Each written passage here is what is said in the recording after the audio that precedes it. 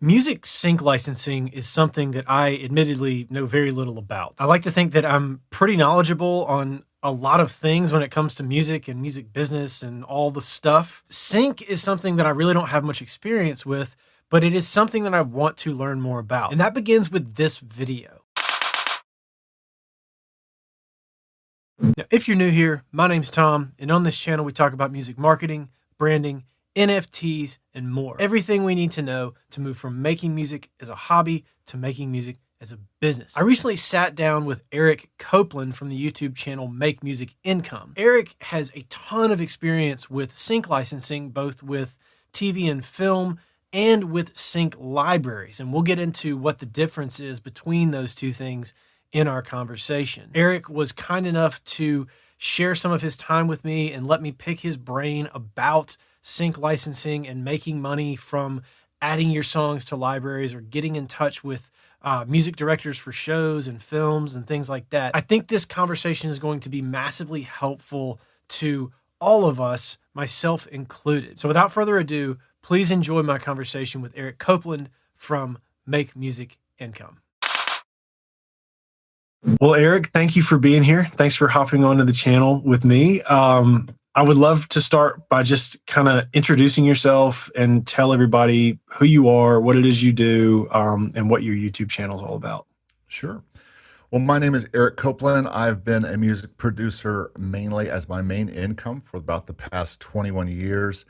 And over the past 3 or 4 years, I have begun to take all of my skills and talents that have been refined from my beginnings in Kentucky in studios to going to Nashville for pretty much the last 15 years of working with the folks there and players and engineers and studios there.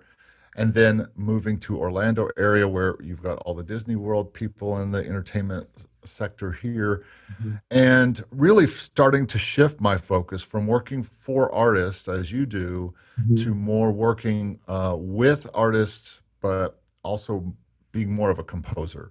I went back to school. I went to MTSU for to finish up some undergrad work in music business and music history, which is something I'm crazy about. But and then I decided to go get a master's, but we decided to move to Florida. So we moved to Florida, and I went to school, and just in May of this year finished my master's in composition, which was Awesome. a lot of fun.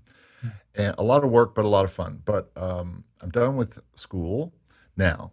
There will be no more school. Once I'm teaching out of school, there will be no more school. Right. It was fun, and I'm glad I did it.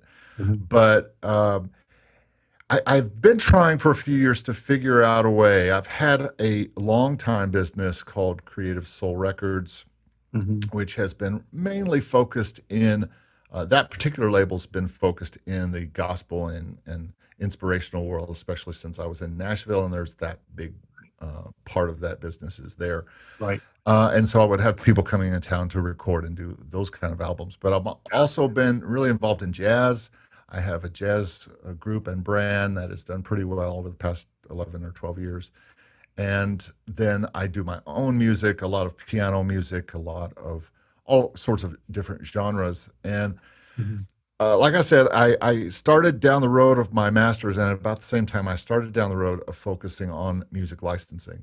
And so as I did, I started to learn a lot of stuff that was a completely kind of left turn from, I've never been good with my right and left turn away from production for artists and artist marketing and things like that.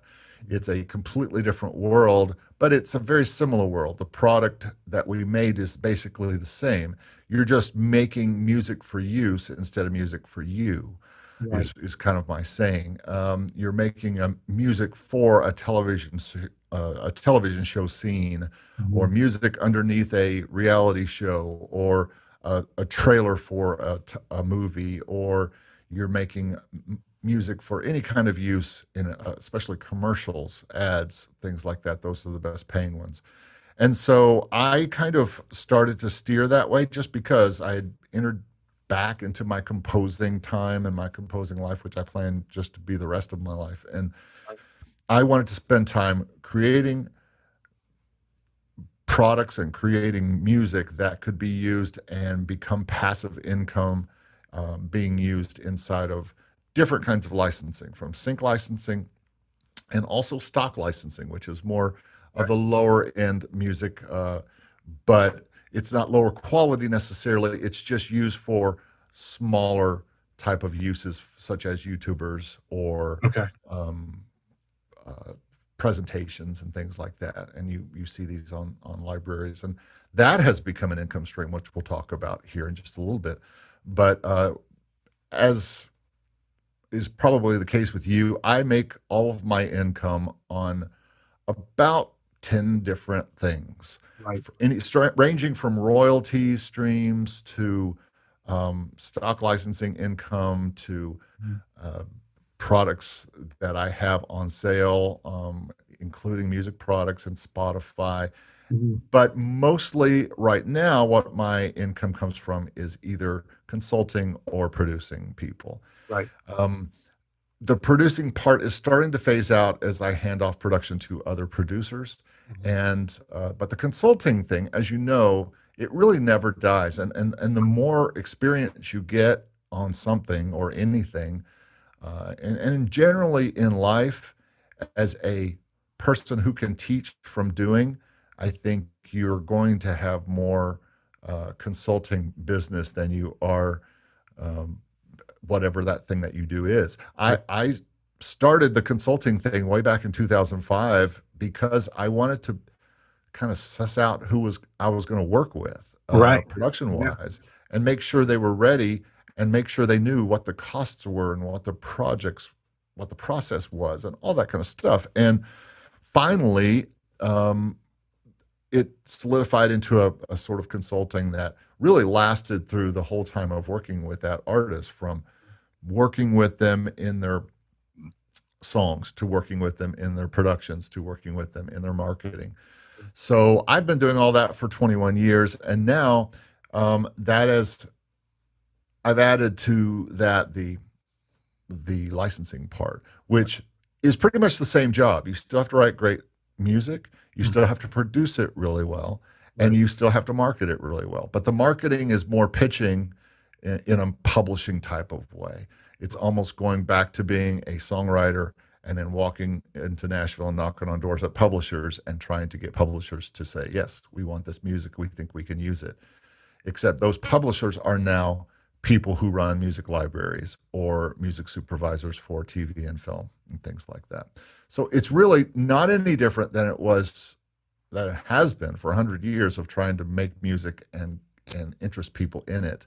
Mhm. It's just the people I'm trying to interest in it are people who want to use it for some use behind some kind of moving picture, which is why they call it sync, because you're syncing music to video. So there's sync licensing. And then some of that music can go into other libraries like stock libraries. And I'm sure you've used things like Epidemic Sound or libraries like that that are have music that you can put behind video things. And so I do all of those things and many more things, Tom. Websites. I just got done editing a video for a client, and all of that, which I hope to kind of bring down more and do more, because there's too much composing. I could just compose and pitch all day, and that would be enough. And you know how that is. You could probably just compose and produce your own music all day long Yeah. if there was no money concerns. That's probably a lot of times what you do. Although Yeah. you like now talking to people and I do. Yeah. talking about what you do, and so do I. And so that's how this new channel came about. I was sitting outside and I was thinking, there's got to be a way to share this information, because I'm watching people like you online. I'm watching people like Andrew Southworth. I'm watching Jesse with Sync My Music. I'm watching Daniel with Stock Music Licensing. I'm watching all these people. I'm watching Damian Keys. I'm watching all these different people that are talking about the music industry as it pertains to them and what they're doing. Right. And I think, where is my space? And so I just decided, if there was just a way the thing that's most interesting to me, and that I ask everyone first, and in our interview that we did together for my channel, the first thing I asked you was, how do you make income? Yeah. And making music income was the most interesting thing to me. I said, wouldn't it be great if makemusicincome.com was available? Right. And it was. And then there was no Make Music Income on YouTube. YouTube.com/slash Make Music Income. That's incredible. Was available. So was Instagram, Make Music Income. Wow. I said, I have found a brand. And so I bought everything, as I usually do when I come up with an idea. Before I even implement it, I just buy everything. We all do. And so I just bought it all. Yeah. And then I started thinking, okay, how am I going to roll this out? So I actually, I have a 30-day rule, Tom. I have to think about something for 30 days before I actually make the first post. In other words, I can't think of something and then start a business the next day. It just is not going to work.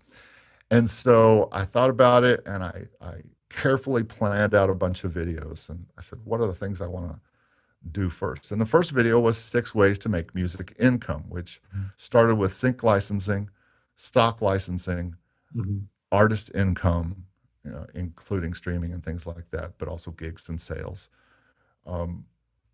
publishing, music publishing. Oh, I forgot, starting an online channel of some kind, music publishing, and music production. Those are 6 big ways that you can make music income. Not getting into being a music teacher, being a music director at a church or things like that, but just getting into the things that you could do from your home studio, basically, for income. And I've pretty much so far built the channel around that, although I will tell you that most people are most interested in music licensing. It's like you probably started your channel thinking I could talk about lots of different things, but it all really gravitated to the ads for Spotify, probably. Yeah, that's what people yeah, and they find that thing and they say, that's what I want to follow that guy for. And so my audience is mainly people interested in licensing of some kind, either stock music licensing, which is a big thing, or sync licensing.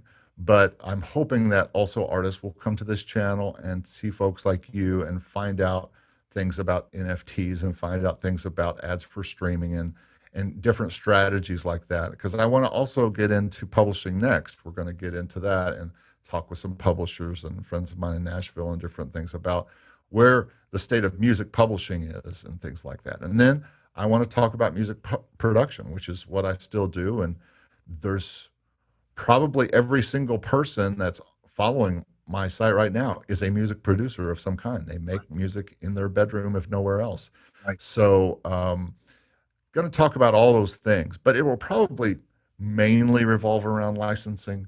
And because that's where my heart is, composing and licensing, and the act of finding places that you can put your music that will then bring income back to you passively. So cool. Well, a lot to unpack. I have a lot of questions here. So the first place I'd like to start is, I feel like I have a firm grasp of it, but I would like to ask anyway, what are the big differences between stock licensing and sync licensing, and how do you go about approaching those two, gaining access to opportunities in each of those areas? The good news for you is I've already done a video on this on my channel. So you can refer to that if you want to go to makemusicincome.com, which for right now just sends people right to my YouTube page. But the big difference is that they are the same, but they are different. They are both writing music that someone is going to use and pay money for in some way. Let's start with stock music, because that is a lower entry point to get into licensing than sync licensing. Stock music is basically libraries like Pond5, Audio Jungle, Motion Array, and there are many others. But what you're doing is providing some kind of 2 to 3 minute music that is going to be used for people to, first of all, most likely use under their YouTube videos. That seems to be the main customer of stock music libraries is YouTubers or Mhm. people making a YouTube video of some kind, or people using it for a corporate presentation or something. Okay. Think stock photos, stock video, stock audio. And Okay. there's audio that's not music. There's sound effects. There is all sorts of things that's on there. Also on some of these sites you're going to see After Effects templates and Lightroom templates and all these kind of different things that they have. Stock things that you can use in your media making. Right. And so stock music is a part of that. And some of the sites are more focused on music, and some of the sites just add music in as one of the things. Like, for instance, Audio Jungle is just a part of Envato, which has everything from web templates to graphics to video to everything. I pay Envato every month for stock stuff so I can use it in my videos and or in client videos and all that kind of stuff. So that is, I'm a customer and a contributor at the same time. But then there are other ones like, gosh, there are a few other ones that are only music, and they're just for stock music. So, and usually the companies are doing two models. They either have a subscription model, which lets you pay $20 a month or $100 a year or whatever their fees are, and you can download as much as you want, as much as you want. Yeah. And then there's the other model, which is you get to price what each song is. I say, I want every song to be $49 that I put up there. And, you know, for me, Tom, other people will disagree with this, but I put everything up there. I put everything from vocal music to actual music that sounds like background music to piano, solo piano stuff, because that's one of my genres, jazz stuff, because that's one of my genres, indie folk stuff. And now, I would say probably 75 to 80% of it is instrumental, likely. But I do throw a lot of vocal stuff up there. I just always put an instrumental along with that. Or do you sell put your official releases as an artist on there, or do you just write music solely for that is separate? That was the first thing I did. That's how I got in, because I had produced 3 albums and 2 EPs of contemporary jazz with the players of Nashville, mixed by the engineers of Nashville. So it was like high bar stuff, right? And so I knew the quality was good. And then I had a bunch of solo piano albums that I had done over the years. And it's hard to mess up solo piano. I mean, especially if you have a decent, you know, Keyscape or Ivory or something. And I was using Ivory most of the time. Now I use Keyscape. But either of those is going to provide pretty quality piano samples. Right. And if you record them correctly, there's not a lot of mixing and mastering work to that. Yeah. And those 2 things helped me get into almost every library, especially the bigger ones. Yeah. And then I also had a bunch of stuff, as we all do, hanging around on my hard drive that I'd started or finished and never did anything with, and it was nice background kind of music. It didn't have a lead line or a top line on it, really, so it was just background music. Well, that's exactly what these sites wanted. And so once I started, it's like when you're a vampire and you get that first taste, then you become like a crazy person. And once I got that first $6 from a song that had been sitting on my hard drive, not even one of my artist brand songs, but just a song that had been sitting on my hard drive that kind of made some MIDI jazz trio song. Yeah. It made me $6. And I was like, I didn't do anything for that except upload it to this library. Yeah. And then another site, which was a subscription site. A lot of people don't like subscription sites because people can get as much as they want of your music for a low price. Right. But the benefits of being a contributor to a subscription site is that you get money every day. It's not based on sales. You don't have to wait for that one person to come along and find your song along 900,000 songs on Pond5 and choose your song to pay $49 for, and you get half of that. Every day you're getting a piece of the pie. You're getting a piece of all the subscription money. Okay. And that makes you just want to throw everything in there. Throw your whole catalog in there. Now, is it allocated based on how much your music is specifically used? That's how your piece is determined? It's like BMI. It's a hazy mystery on how it's all allocated. That's As one of as my is music. engineers says. Yeah, well, yeah. Yeah. We just don't know. And but the bottom line is, and sometimes you can tell a song becomes popular. It gets on the staff picks page on the front of the site. People go to audio, and one of the first songs is yours. You're likely going to be making some money Right. that because that's the first thing people see before they start searching, and they go, "Oh, I might like that one." Or you're in the top of a certain category people search for, corporate music. If they're searching for corporate music for a presentation and you're in the top of that, you'll likely see more income from that. But only a handful of the sites are subscription. The rest, you put how much you want to sell it for. And there are people who play it as a penny game, and they put their songs up for $1 or $5, and they don't make much of anything, but they sell a lot because they don't cost anything. Yeah. And then there are people like me who really just keep everything at $50, and I'll live with the 1 or 2 sales a month at $50 rather than 10 sales at $1. And I just can't devalue my music that much. I'm sorry, I can't do Well, that. in my world, one $50 sale a month that's almost a week of advertising to send traffic to Spotify. So, well, I'm one of those people who says you can't compare this to Spotify. You can't. The best thing that you can compare Spotify sales to is radio, because radio is built on the number of listeners at that time listening to that song, and that's how much royalties you get paid. Right. Spotify works the same way. It depends on the number of listeners, and that's why I fight with people, especially in all places. Nashville, you know how Nashvillians hate there's Spotify. an anti-Spotify sentiment. Boy, but I say, listen, it's the same as radio. Yeah. It really is. I mean, if you took 1,000 people listening, and it's anyway, that's another conversation. But licensing to me is a better use. Yeah, it's a $50 sale of your song, and you're thinking, hey, my song's even worth more than $50 for someone to be able to have it on their computer and use it as much as they want.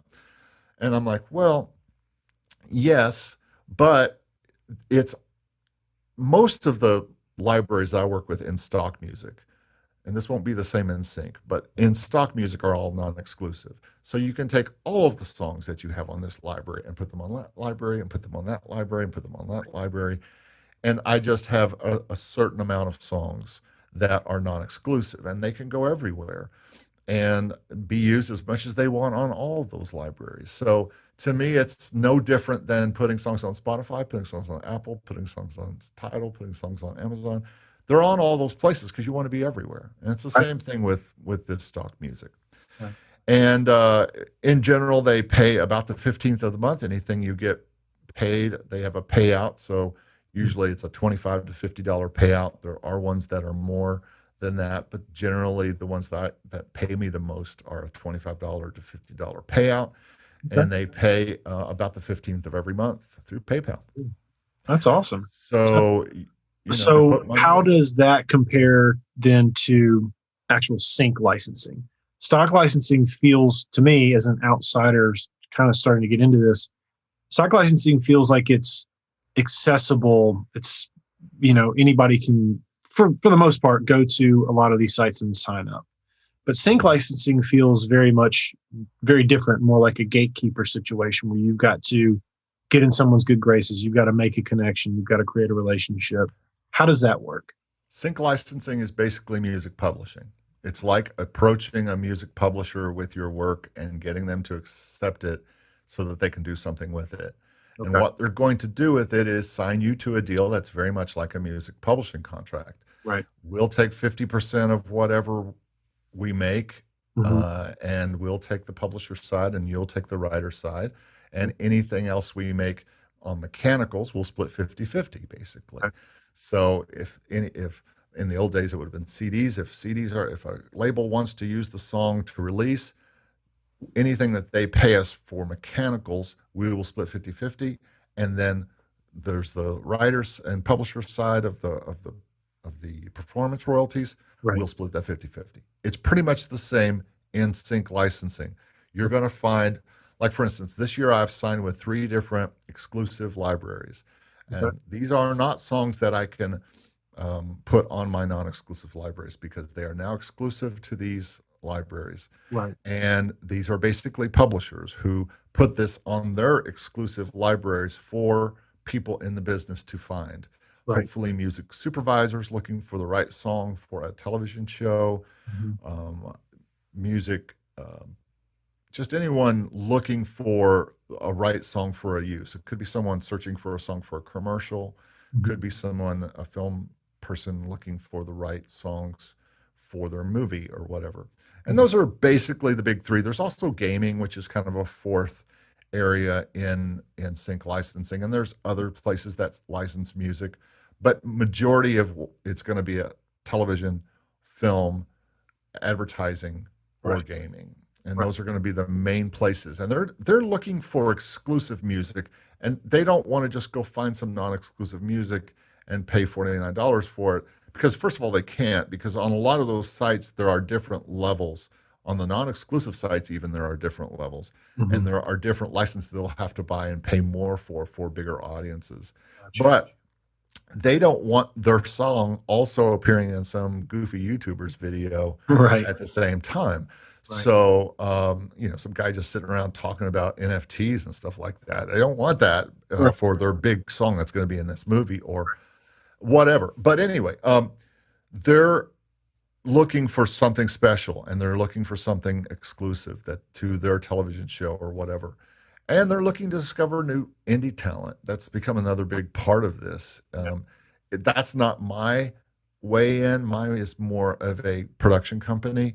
But indie artists and people who are folks like in your audience and people like yourself could certainly find those kind of libraries and companies that would work with. And then there's a middle ground between the two, between stock licensing and sync licensing, of places like Artlist, places like Epidemic Sound, and that's a whole outlier. We'll talk about that in a minute. Yeah. But do you use Epidemic Sound? No, because I'm not going to give up my publishing rights to. Well, that's why you don't want to do it as a contributor. But I didn't know if you used it for your site. No. Okay. Because I know a lot of YouTubers do. I just write something quickly and make my own. Well, me too. And a lot of YouTubers talk about Epidemic Sound. And just real quickly, as a contributor, you cannot be part of a PRO if you want to be on there, which I can't understand what you.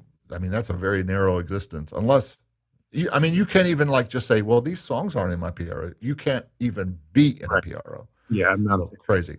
But there are other libraries like Artlist, like MusicBed, like MusicVine. They are really looking for folks like almost exactly like you, or like Andrew, or they're looking for artists who have music that they can use to, and they'll probably want your song and the instrumental. But it's a strange kind of mix between a music library, exclusive music library, and sometimes non-exclusive. Artlist is non-exclusive, and a Spotify vehicle where they work kind of together.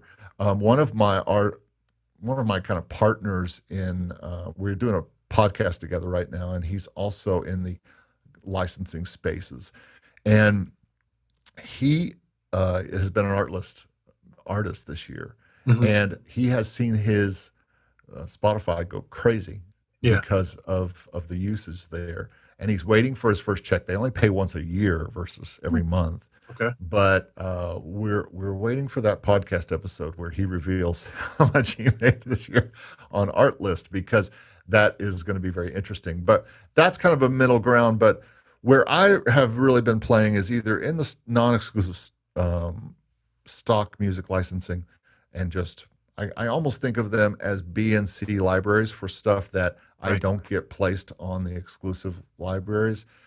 And then there's also an exclusive pitching it yourself, but that's just self-publishing. I mean, that's basically it's the same thought as if you are a songwriter and you go right to a label to try to pitch your songs to an artist. Well, that's what you're doing. Taxi, those services? No, we'll get to Taxi in a minute. This is more like being a sync agent, where you are trying to be your own agent for your own music and make the deals yourself. If you make a deal with the average deal with a music library, and I have a one with that's kind of tied to Sony BMG and Universal. And that library, if we get a $2,000 license from a CBS television show for a use in an episode, then they will take 1,000 and I will get 1,000. Okay. And then when it's reported to BMI on the cue sheets, 9 months later, they'll get the publisher side, and I'll get the writer side. And that's the general way music libraries work. That's pretty much the accepted way, which is same in music publishing. Right. As a music agent or a sync agent for yourself, you can go right to the music supervisor and find those. Again, we're talking about networking and relationships and having those people on a private email list, which you just go, hey, I have a new song that just came out. I think you're going to really love it. But it doesn't go to the public. It just goes to these certain people. Right. And you approach people who you know are looking for songs for that television show that's set in the 1970s. And you've got this really cool ghetto 1970s funk tune, and you say, this would be perfect for you. You make that deal yourself. You get all of the $2,000. You get all of your writers and publishing, because the music supervisor who you're pitching to, that their job, they're already being paid. They're being paid to find the music for the show.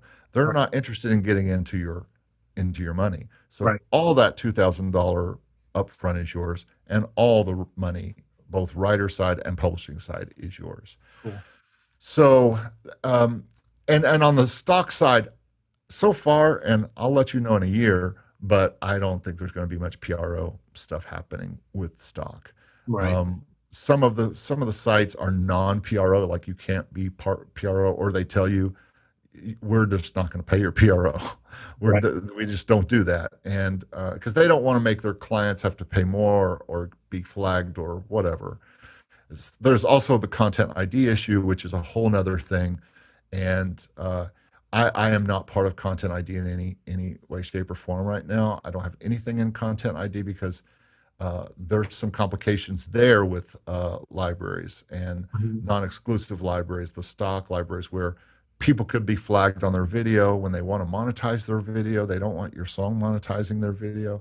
And so then they have to go through this whole procedure to whitelist songs and all that kind of stuff.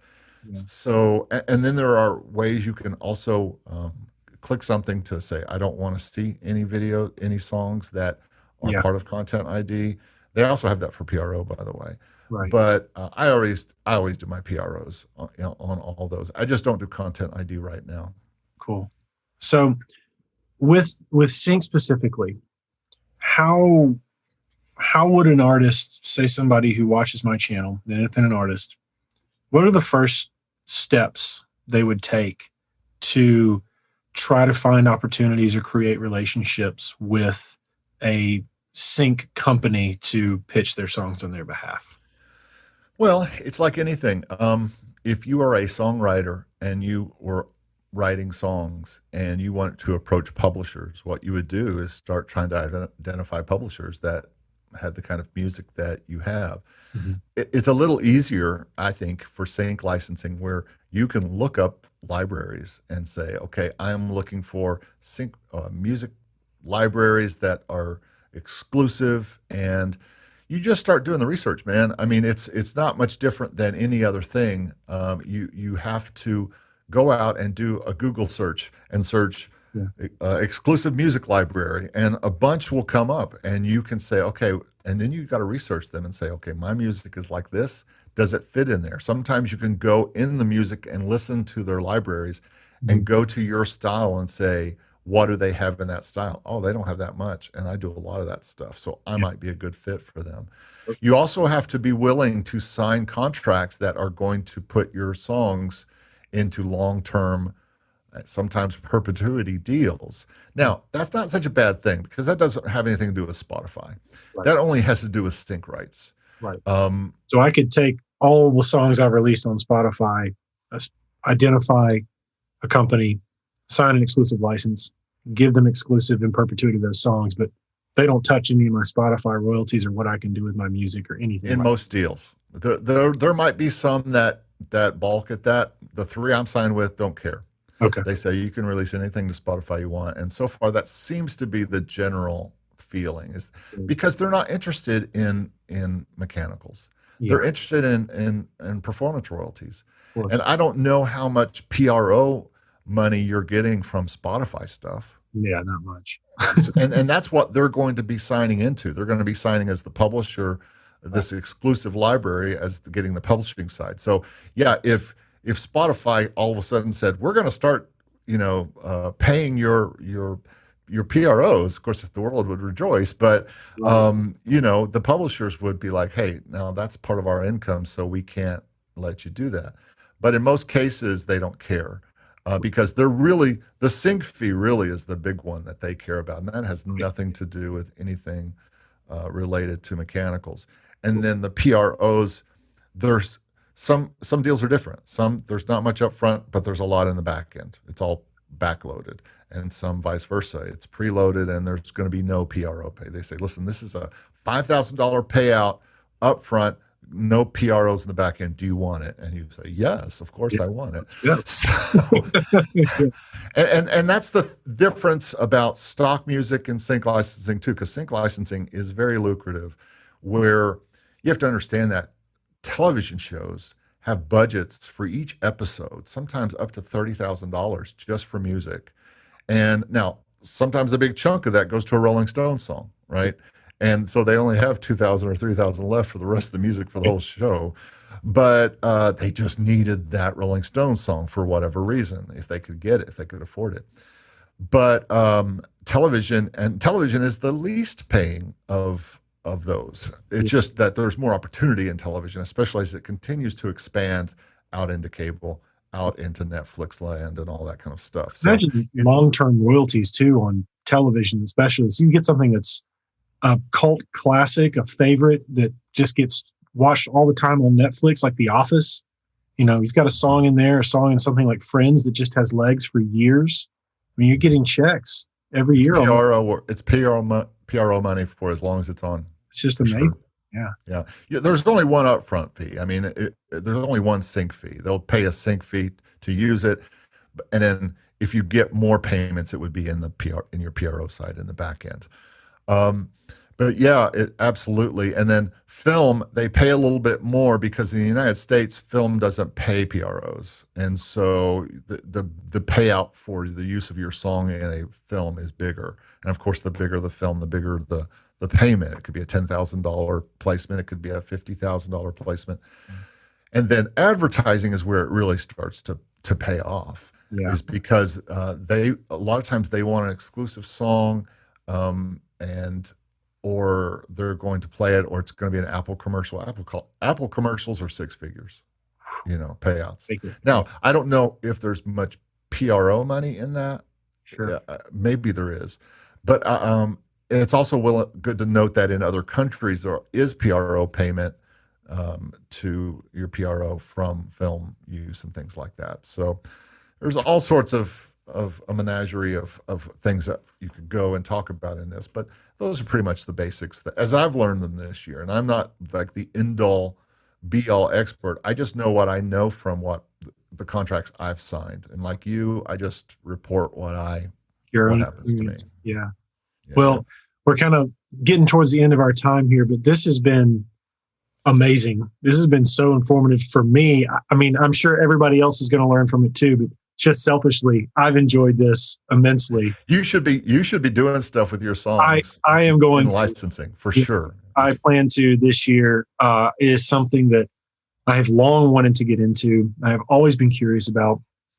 I really just haven't known where to start, and now I feel like I have a good grasp on where to get going, thanks to you. So, thank you for telling us this. Thank you for telling me this. On my channel, I'm getting ready to release some of my first few products. The first product is an ebook just listing all the stock music libraries and how good they are, how much they paid me, ones that I just have heard about but aren't in.